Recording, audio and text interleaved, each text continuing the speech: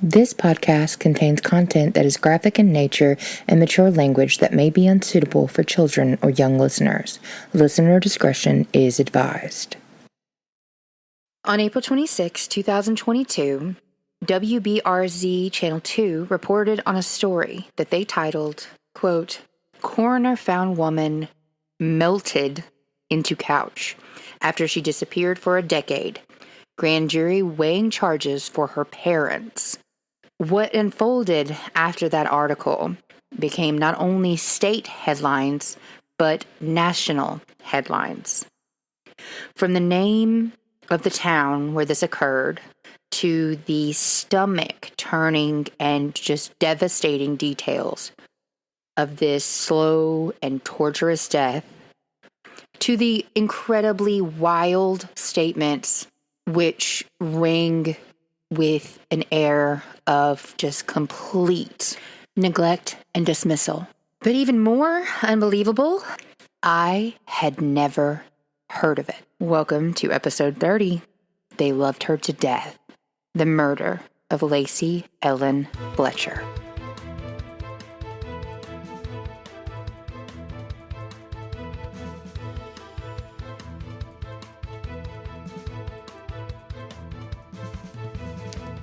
Hey guys, this is Kelly. Welcome to Sin Law.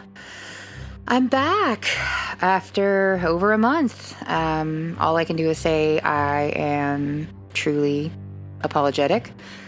Life does its thing, whether we ask it to or not.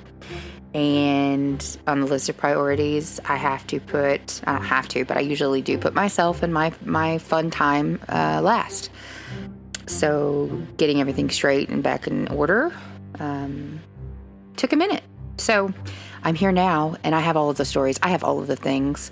I have kind of set aside what I had planned for the year anniversary, which was last month in June.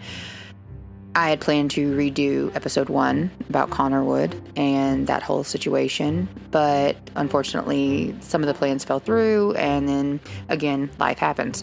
So I decided that I'm going to hit these cases that I have been dying to talk about and get them out to you guys as quickly and as seamlessly as possible. And that's kind of where we're going to start today. This case came out of nowhere. Thank you, Lenora. Again, this is my true crime soul mate, who is also a fantastic hairdresser. Just saying. She sent me this case, and I was shooketh. I had never heard of it, anything about it, and I think that in and of itself is a layer of this entire situation that just goes to show you what, having the good old boy syndrome or a lot of money and or both, all, etc., etc., it can hamper coverage, news coverage, and things like that. And so the fact that the article on April 26th was the first mention of this case is mind-blowing. Because I'm going to start off by telling you that she died, Miss Lacey Ellen Fletcher, she died on January 3rd.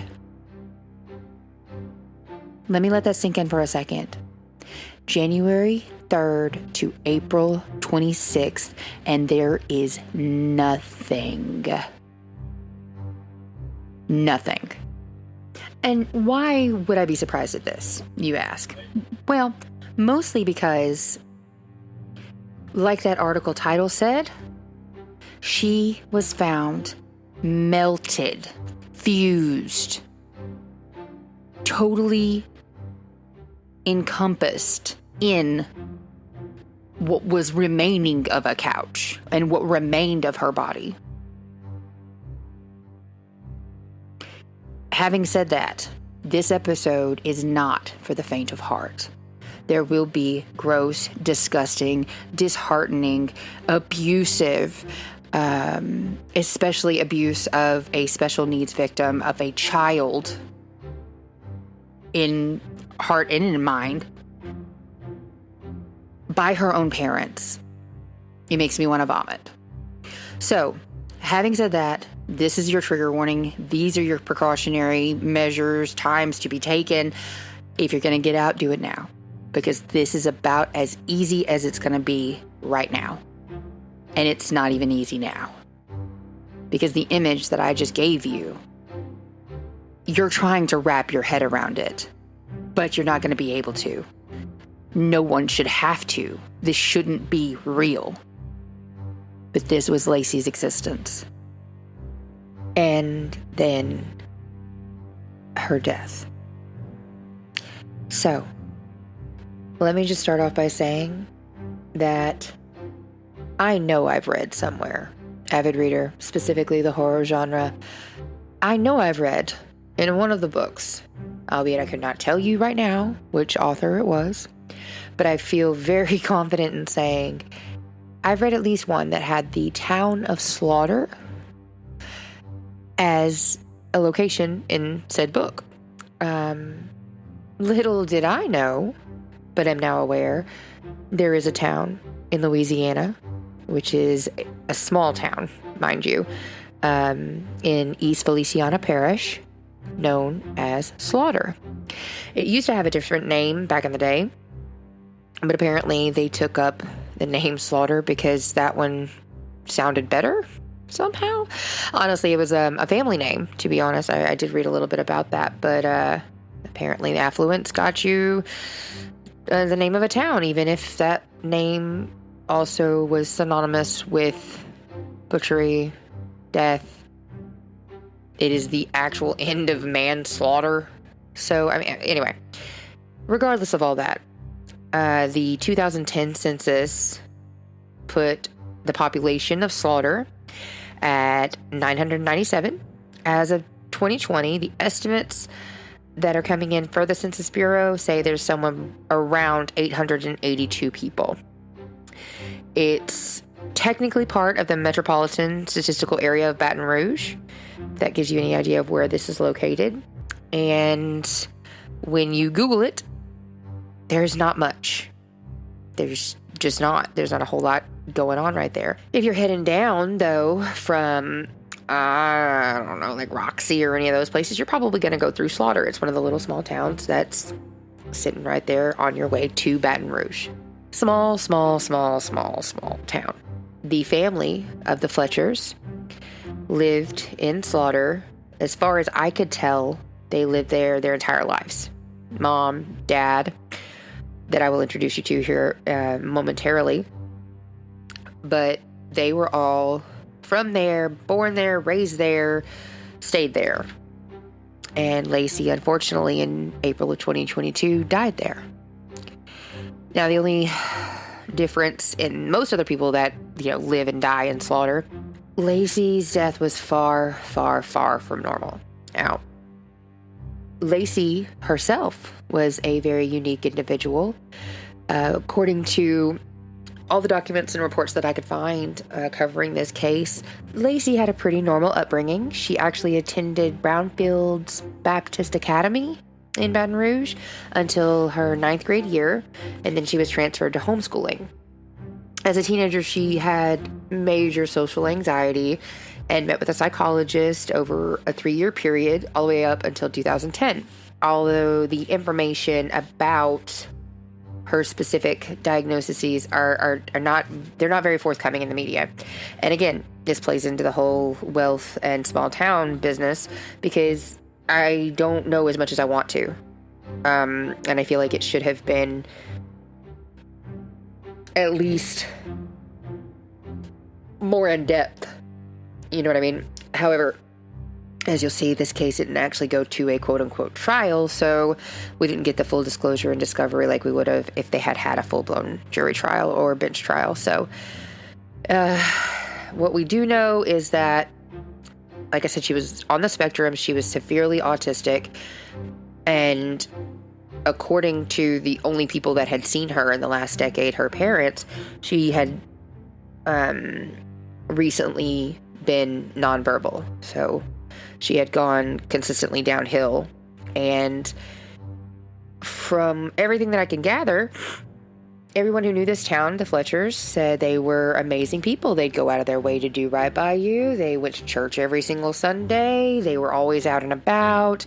They were a very active part of their community. Miss Sheila Fletcher, that was Lacey's mother, she was an alderman in the city of Slaughter for 4 years and didn't resign until February of 2022, about a month after Lacey had passed away. And I actually looked up the minutes for those meetings, and she used to be very, very active. So she was a very, prominent member of this community, and everybody who was there or even paid just the slightest bit of attention, they knew who these people were. They knew the Fletchers. Now, at the time that she was arrested with her husband, Sheila Fletcher was 64 years old, and her husband, Clay Fletcher, was also 64 years old. Now, of what I could find, which wasn't a lot, because like I said, they in the middle of freaking nowhere, in a town called Slaughter. The only reason that your name ever gets in the headlines, honestly, is those top 10 weirdest names or worst named cities of the country. And I'm pretty sure Louisiana has like 3 on there. Anyway, so Slaughter obviously doesn't get a lot of press. There's not a lot of record keeping for the general public. I'm sure if you went and talked to some people there, they could give you literally every detailed play-by-play of the neighbor that, or the next 3 neighbors doors down, and be able to give you all of the background of their children, and all. I mean, you know what I mean? Like, that's just the kind of place that it seems to be. And from what I gathered, Sheila, she used to be a police and court clerk in Baker, Louisiana. She was also assistant to a city prosecutor. And that was in Zachary, Louisiana. And like I said, it was about a month after she died, but I think my notes said that it was about 3 weeks after Lacey passed away that she resigned as alderman for the city of Slaughter. So now Clay, an enigmatic man that he is, I couldn't find hardly anything. The only thing I could find about his past was that he was an officer of a nonprofit Baton Rouge He was an officer of a nonprofit Baton Rouge Civil War roundtable, I guess, like reenactment committee. And I'm not trying to be rude to anybody. He may be a very nice man, but to me it seemed like he being a bum a little bit. And especially in this situation, I feel like he was very much the non-pants wearing member of this couple. So, moving swiftly along. The house on Tom Drive, where Lacey's body was eventually found, it looks like any other house. It looks like Mayberry. It looks like nothing wrong could ever happen here. But we all know what they say about behind closed doors. And we all know about appearances and the faces that we show to the people around us and who gets what. Now, I remember reading the very first article on this case, and I was in tears by the end of it. And that reminds me, all of the articles that I found, there are multitudinous videos now on YouTube about this. Like I said, it's been a couple years, 2022, when all of this kind of happened, but they're still not really in litigation or anything like that, but there's still court dates happening in reference to this case specifically. So there's a lot of videos on YouTube. Most of them are short little snippets of like, how they do I refer to it as like speed dating true crime, because you get like a 3-minute snapshot, and they cram everything all into it at once, and it hits fast, but that's not how I do things. Again, with the brevity not being my strong suit, I prefer to have a better understanding, a more clear picture all the way around, or I try to anyway.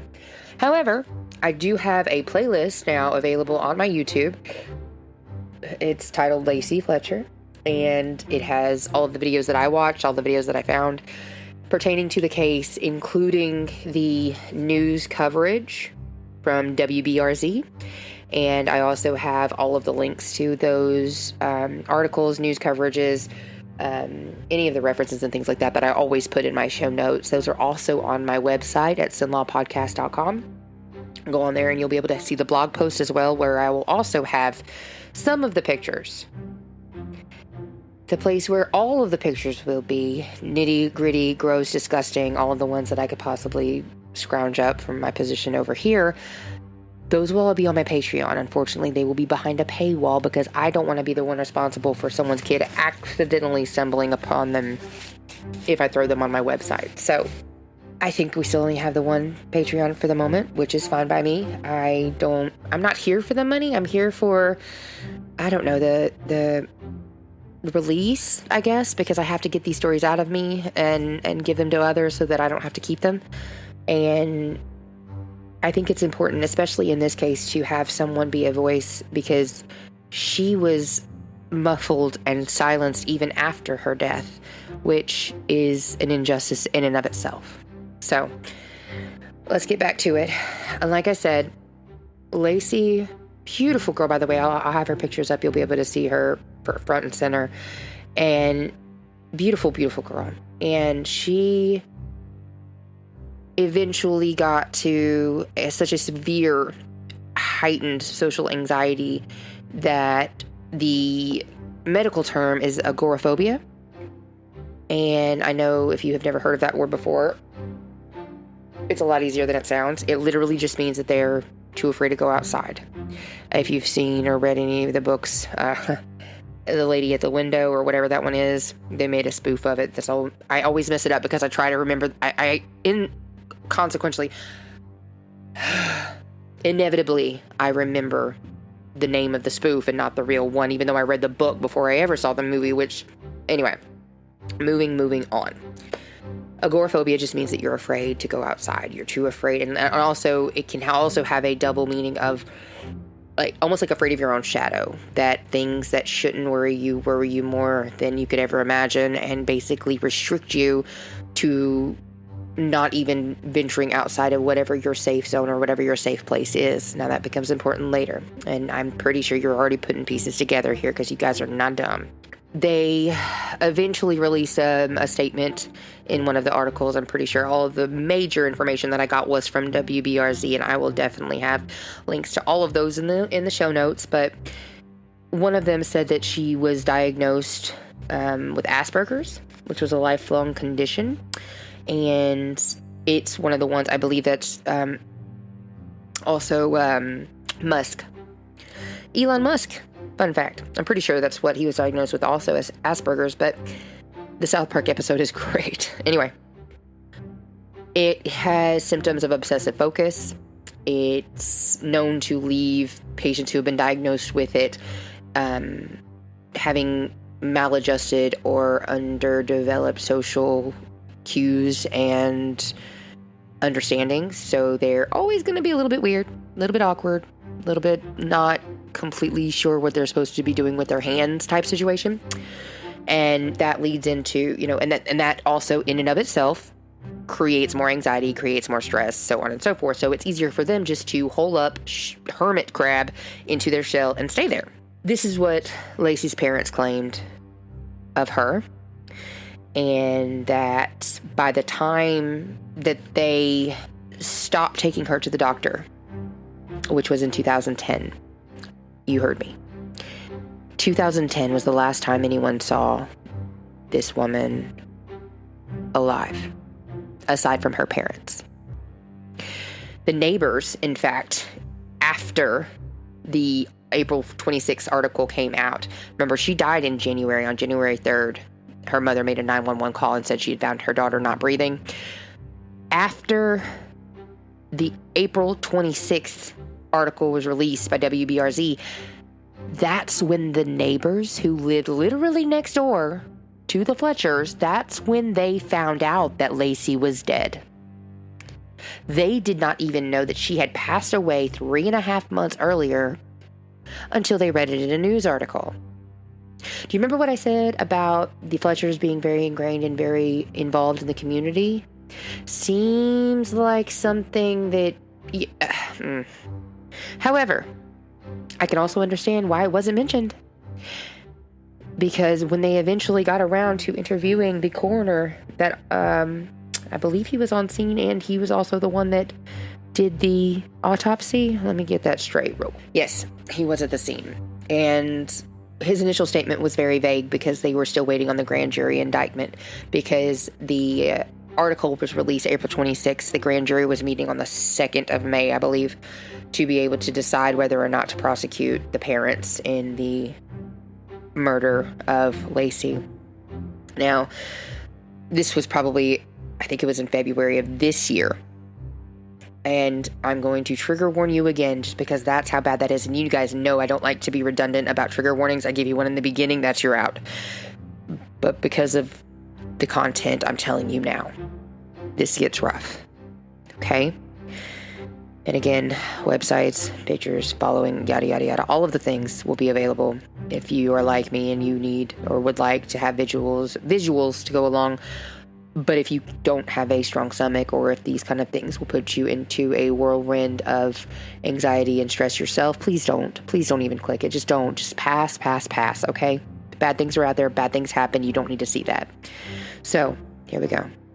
The coroner, Dr. Ewell, E-W-E-L-L, Bickham, told Ashley Banfield, because at this point we had gone national, folks. He said, quote, "I've seen every kind of death there is. I've never seen a homicide like this. I have never seen a human being literally tortured and allowed to die while she is alive," unquote. He goes on to say later that Lacey did not decompose. She rotted in her own body, in that hole, in that sewer, in the couch. Now, remember from the opening that the first headline that anybody saw in regards to this case was the headline, "Melted into her couch." Some of the worst side of humanity that we have to confront and deal with, and it's mind-blowing to me that her parents allowed this to be a thing. And that's why this case is hard and it hurts. And Lenora can tell you, I literally wrote her and I was like, dude, you gotta be freaking kidding me. Why would you do this to me? I was in the middle of my serial killer set. She sent me this while I was in the middle of, I think it was Nathaniel Code that I was writing and researching. And I was like, you gotta be kidding me. You can't do this to me. Because I needed to know. I needed to find out what happened. How did they get here? How was it this bad? Because the coroner, when he describes it, he had been working at the time that he was called out to the scene to deal with the crime scene body that had been found. And the body that had been found, which was the body of Lacey. He said, in over 30 years of being a coroner, he had never seen anything quite this horrific. He says that her body was found melted in a waste-filled crater in her family's couch, and in that he is still to this day disturbed by what he saw. Here we go. Lacey, who was 36 at the time of her death, was covered in urine and feces, and she was fused, F-U-S-E-D, fused to the maggot-ridden couch at her parents' home. They said that the floorboards beneath this couch were buckling because of the massive amount of urine and fecal matter and everything else that was being allowed to rot under this couch, that the floorboards were being, they were weakening and bending and bowing because of the nastiness, because it was rotting, basically. And they say that they believe that for the last 12 years or so, that this is basically where she stayed. She never moved. She weighed 100 pounds at the time of her death. They reported that she was diagnosed with autism. Her parents claimed that she refused to eat when they tried to feed her. And then when she wouldn't eat, she had no energy, so therefore she couldn't leave the couch. They also claimed later that she was so afraid of things not being the way that they should be, that there was a neighbor that quoted that she was just a normal, fun kid before she completely vanished. He said they used to play outside and he hadn't seen her in 5 or 6 years. He was quoted as saying that the house smelled like a sewer or a septic tank and the smell of death. He said he'd never smelt it in his life, and he's dealt with all kinds of decomposing bodies, death, degradation, whatever. Never had he smelled anything quite this horrific. And the witnesses that were there when the Fletchers arrived, or when the emergency services arrived at the Fletchers' house, they said that the father was emotionless, direct quote, while her mother sat with her head between her knees and shed, quote, a tear or two, unquote. And then what they found in there, every single person that had any kind of contact with this case has been reportedly and self-reported that they are completely traumatized and will never forget having to deal with this scene, having to go to this house, having to play any kind of role or part in this event. Dr. Bickham said that there was no evidence that she had been fed at all, except for like a small bag of like hard candies that were somewhere nearby.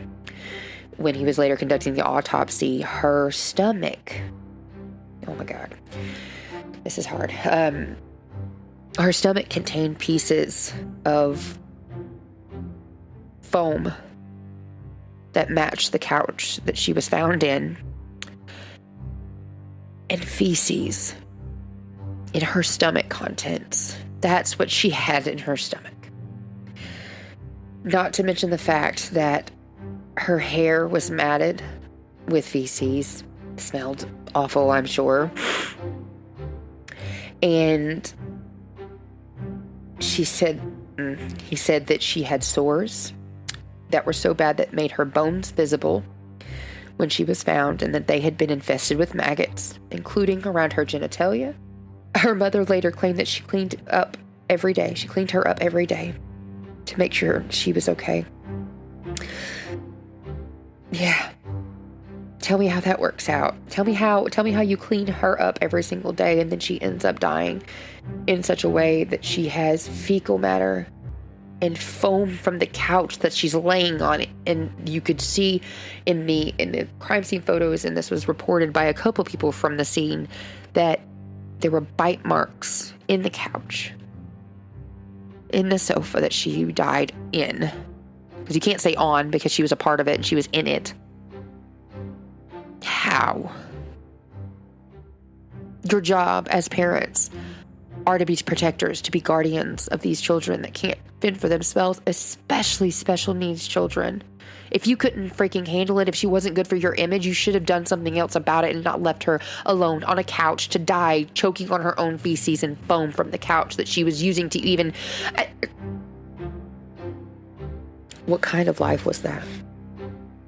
And how the ever-living hell did this entire freaking community not ever call anybody or make any kind of report or notice or anything of the sort for over a decade? 12 years was the last time she'd seen a doctor. The doctor believes she just died. Did they not really care? Like it was just another name? Did they keep refilling her prescriptions? Did she have prescriptions? Was she on some... There are so many questions that I don't have answers to that I would really love to be able to give you. But again, the majority of this coverage came 3 months after the fact. What I can say is that Mom and Dad Fletcher denied for almost like 18 months. So nearly 2 years, they straight up just... They refused to say that they had killed their daughter. You know what they said? I will tell you what they said, because it's infuriating. After they were indicted, because they were indicted, like I said, Sheila called 911 the morning of January 3rd. They had actually gone out of town the weekend before that. Who the hell knows where. Jet setting off into the sunset, come back to their daughter dead on the couch. The official cause of death at the autopsy was sepsis, acute medical neglect, and starvation. Starvation was a big thing. Like I said, the woman, she was a woman. She was 36 years old, but she was still a child. In my mind, in my eyes, all of the things that she weighed 100 pounds. She hadn't got off that couch in Lord knows how long. Somebody knows how long, and they're not talking. The doctor that did the autopsy in actually was called to the scene, Dr. Bickham. He was quoted as saying he couldn't eat after he visited this and had to deal with this crime scene and this homicide. And he said he cried for a week, which I believe him. I do believe him because it's that horrific. Making it even more suspicious and even more obviously blatant that they were just kind of ignoring and trying to sweep this event and condition that she was in under the rug. Her parents didn't announce her death to anyone. Like I said earlier, the neighbor didn't even know, and he lived next door. They told, I think through their attorney, they eventually told the press that she hadn't been to see a doctor since 2010 because she refused to go. She didn't want to go. She said, or the parents decided to tell us that she was fully competent and could make her own decisions. But when they would suggest things like, you need to go to the doctor, or you need to get medical help, or you're going to die if you stay on this couch, all of the things that they said to her, she would get defensive and argumentative. And I'm sorry, she's 90 fucking pounds. Are you kidding me? Sorry. Okay. How does she get defensive and argumentative if she's nonverbal? Better question. Anytime they say they brought up a doctor visit, she refused.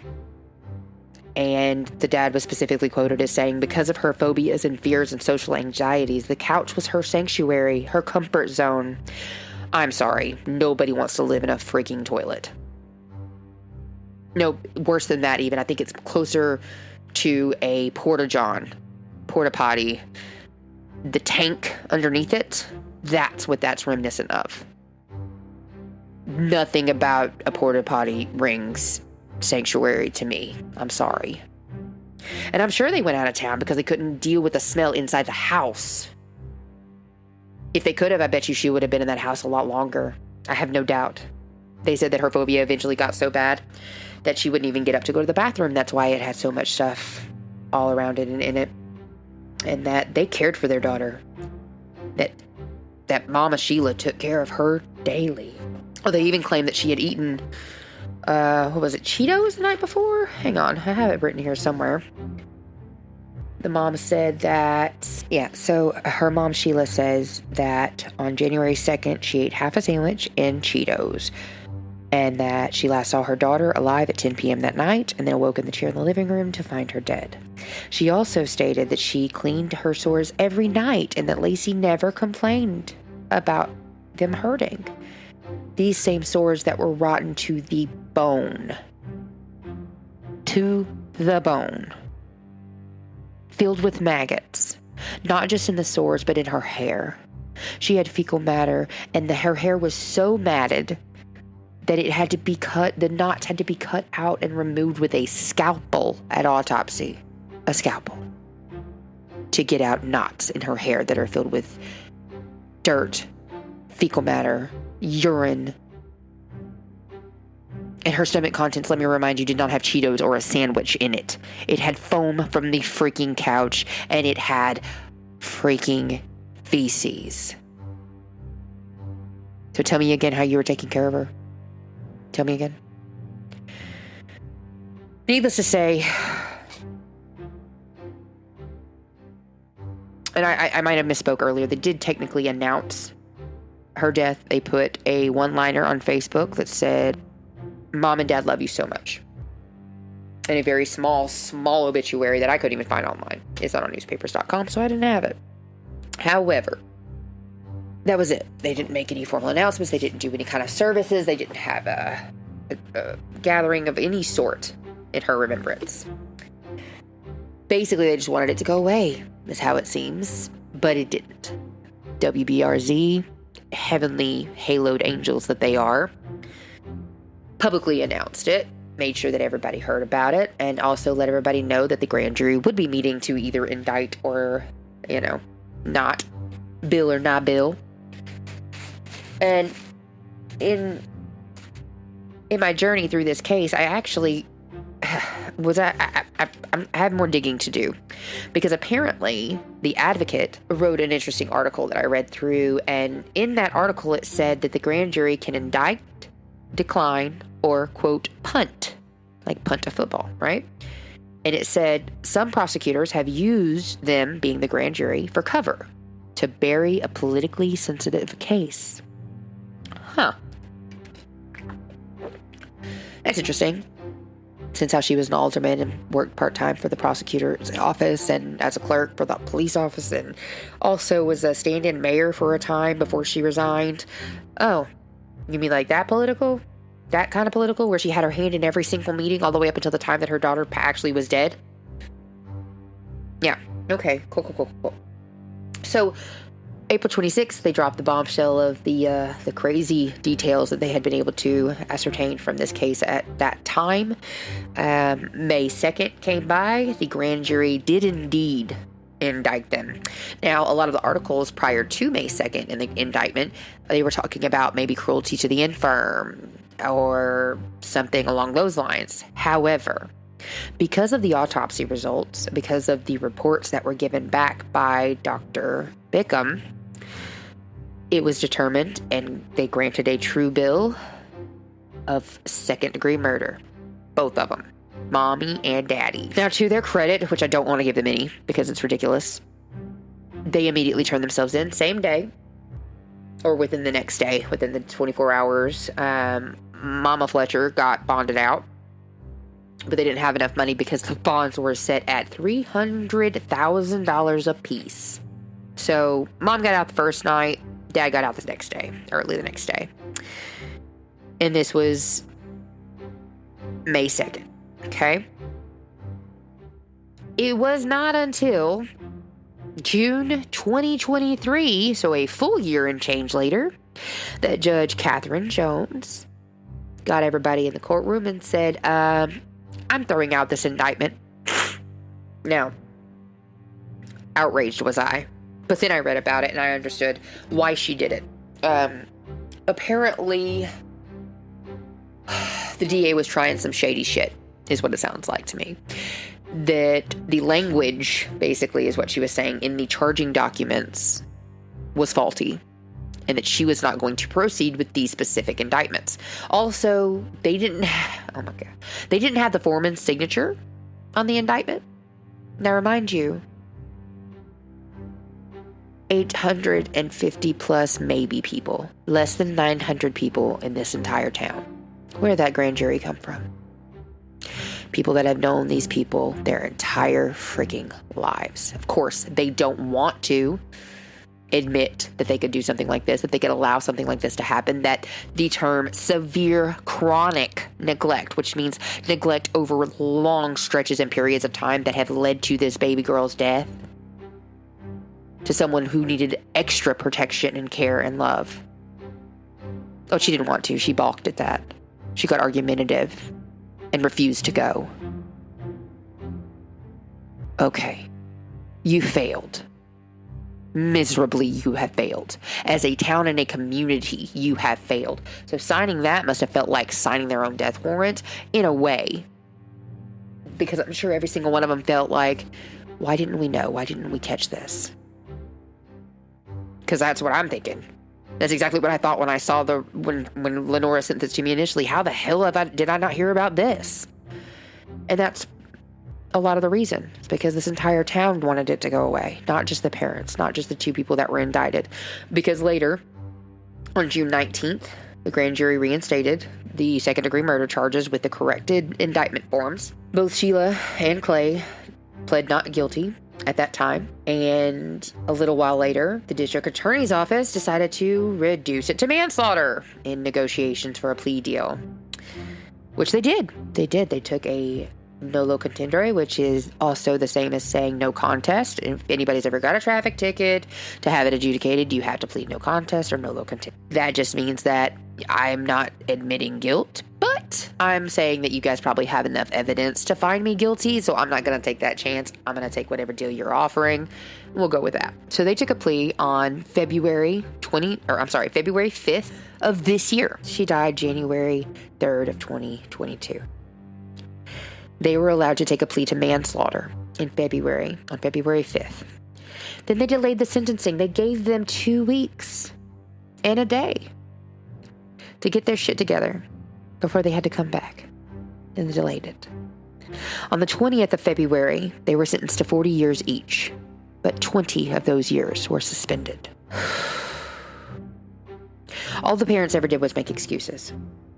Every time they made any mention when they did, because what the DA did, because they didn't have the trial like they wanted, right? They didn't have the ability to make these people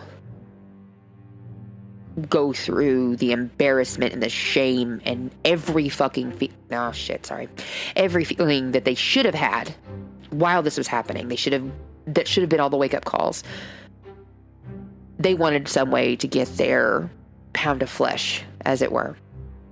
They had their lawyer plead their case and said, they loved her so much. They loved her to death. I'm sorry, sir. That's not a good way of putting that. It's not. Dr. Bickham, he's got a video that you need to go watch on my YouTube. He's a good guy. Good guy. Still not over it, obviously. But he said that the things that happened to Lacey, they shouldn't have ever. And that was repeated by pretty much everybody involved, but nobody should have had to have lived like that.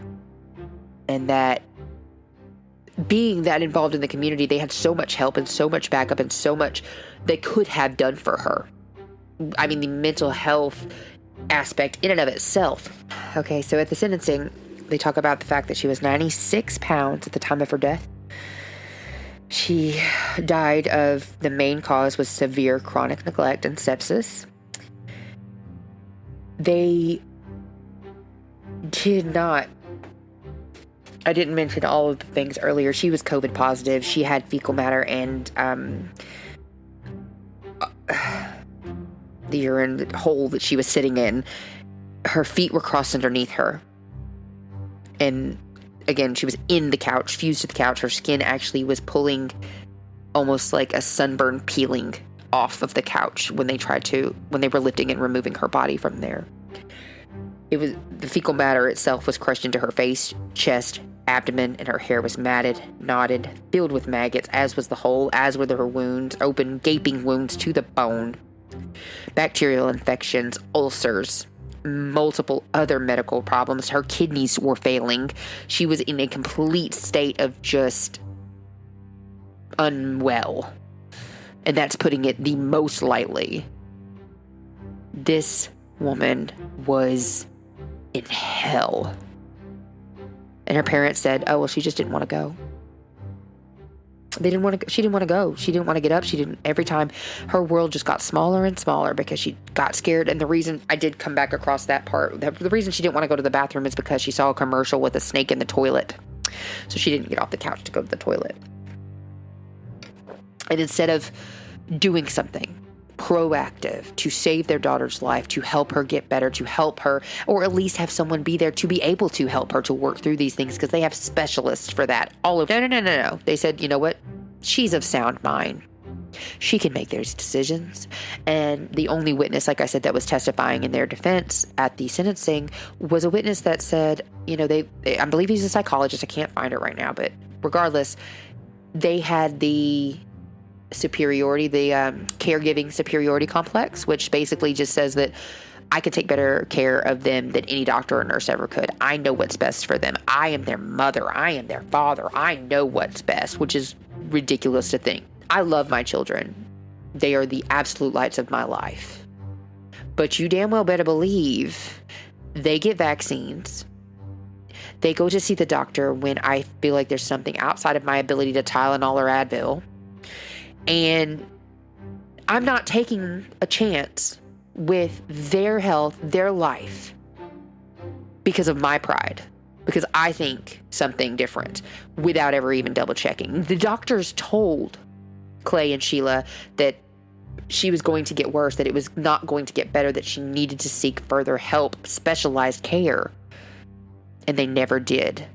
The last time Lacey was seen by a doctor was when she was 16 years old. Severe chronic neglect. There is no way that you can convince me, or that you will ever convince me, that these people did not know exactly what was happening. You can live in a state of delusion for so long, but it's unbelievable to me. And the different factors that are involved, specifically when you're talking about the amount of, I don't know if it's double talk. I don't know what you actually, there's just no way, because you don't let someone get to this point of sinking into a hole that they have created with their body and not realize that they're not going to survive much longer. And we're not even talking about the blatant freaking lies. Oh, she had half a sandwich and Cheetos. No, she fucking didn't. She had sofa and feces. That's what she had for dinner last night. And then the DA drops the charges. And then they have to redo the indictment because it's not clear, because the foreperson on the grand jury didn't sign the indictment or the bill. What are y'all doing? Not only did you allow these two, I don't understand. However, what I do understand is that eventually, I think, in my mind, it's not what they were due, but it was definitely at least a portion of what they owed Lacey. Because what they should have done is they should have given her the time. They should have given her the energy. They should have given her a fucking chance. And they didn't. They refused. Because the easiest way to deal with it is to not deal with it. She was sane. She knew what she was doing. She was getting more and more nonverbal and was not talking towards the end. But, she just lost her energy because she refused to get up and get food. Or we would bring her food and she wouldn't eat it. And she wouldn't get off the couch to go to the bathroom. You can pick her up. You can put her in a car. I guarantee you she can't fight back.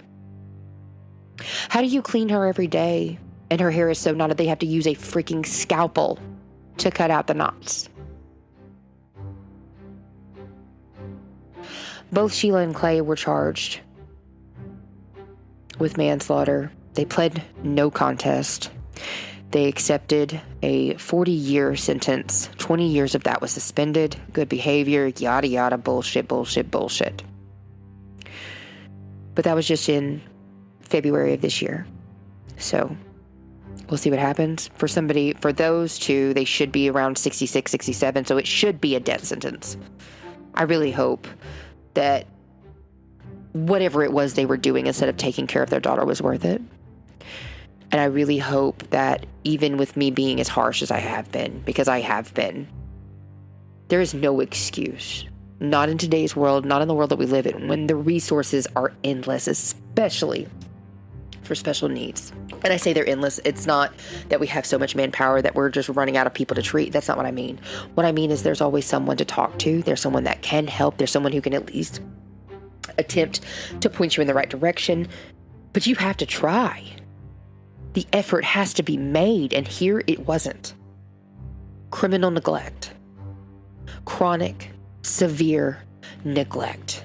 To the bone. They loved her to death. It's almost equally as disturbing as how the community just kind of swept everything under the rug and moved on for 3 months and didn't write about it, didn't tell anyone about it, didn't make it known publicly, widely. WBRZ would, if they hadn't done that article, would anybody have known? Would they ever have proceeded with charges? Would they have just swept it under the rug like everything else that they do in these small towns? I'm not being cynical, I'm being honest. And that's all I have for you guys today. There's no happy ending here. There's nothing good that came of this except for maybe the awareness in the future for anyone with a special needs child or with someone who's struggling to care for or provide for. There are resources, there is help, and all of those people that can help, I have links to them in my show notes at the very tippity top. On the episode blog, on my website, also very tippy top, any and all resources, special needs and things of that nature in the state of Louisiana and across the country. If you see something, say something. If you think someone needs help, I would much rather someone be pissed off at me because I called thinking that someone in their house needed help than to have something like this happen. If you haven't seen someone in 5-6 years and you haven't heard about them dying yet, that should have been a long time ago. It should have been a cause for concern, or big red flag should have gone up. But to me, this is batshit. No one saw this girl for over a decade and never thought to ask why. We have to do better. Thank you guys so much for listening. Thank you for coming back. Thank you for believing in me. And thank you for giving me something to let out all of my frustrations and rage and anger. And I'm going to keep them coming. I'm not giving up. Don't give up on me. Make sure you check out all the stuff and the resources in the bottom. If you feel like you need to share those, you are more than welcome to copy and paste. Please. Please. We shouldn't have this happen to anyone ever, ever again. We need to do better as a society and as a culture. And I know we can. I believe that. Thank you guys. Take care out there. This has been an Elf Audio production.